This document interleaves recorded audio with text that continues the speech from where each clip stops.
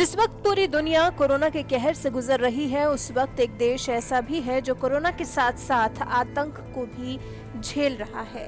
अफगानिस्तान, जहां भी हाल ही में गुरुद्वारे पर कुछ तालिबानी आतंकियों ने हमला कर दिया था और करीब 27 लोगों की जान चली गई थी।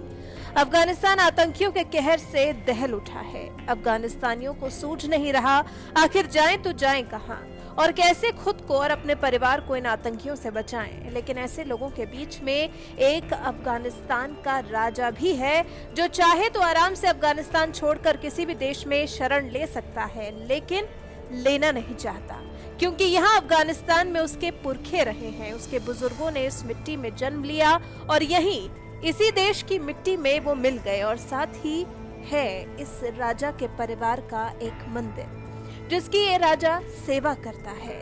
इनकी कोई प्रजा नहीं है बल्कि एक हिंदू है और इनका नाम राजा है, राजा राम, जो अपने मंदिर में बैठे भगवानों की सेवा करने के लिए वहां रुक गए हैं और उनका परिवार भारत में शरण ले चुका है।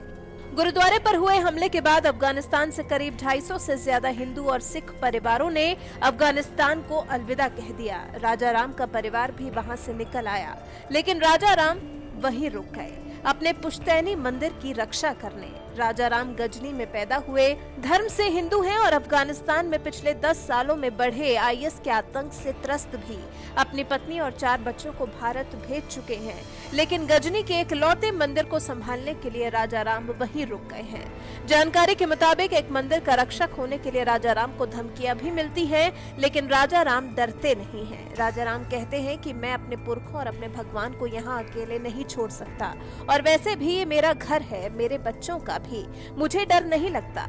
कई बार कुछ अनजाने लोग मुझे धमकाते हैं, घर खाली करने को कहते हैं, लेकिन राजा राम के मुताबिक सभी लोग बुरे नहीं हैं। ये मेरा अपना देश है, मेरा शहर है, मेरा मोहल्ला है। दिक्कतें आईएस और आतंकवाद से हैं। राजा राम खुद ही अपना और अपने भगवान का खाना बनाते हैं, भगवान को भोग लगाते हैं और उसके बाद खाना खाते हैं। राजा राम से जब बात की गई तो उन्होंने किसी धर्म की बुराई नहीं की। उन्होंने कहा कि बस वो ये चाहते हैं कि जल्द ही सब ठीक हो और उनका परिवार उनके साथ हो। वो कहते हैं कि दुख की बस ये बात है कि मैं बच्चों से कभी ये नहीं कह पाता कि तुम लोगों को यहाँ जल्द ही वापस बुला लूंगा। इस हिंदू राजा राम की कहानी सुनकर आपको कैसा लगा? देखिए, लोग अपने देश और अपनी मिट्टी के लिए क्या कुछ नहीं करते।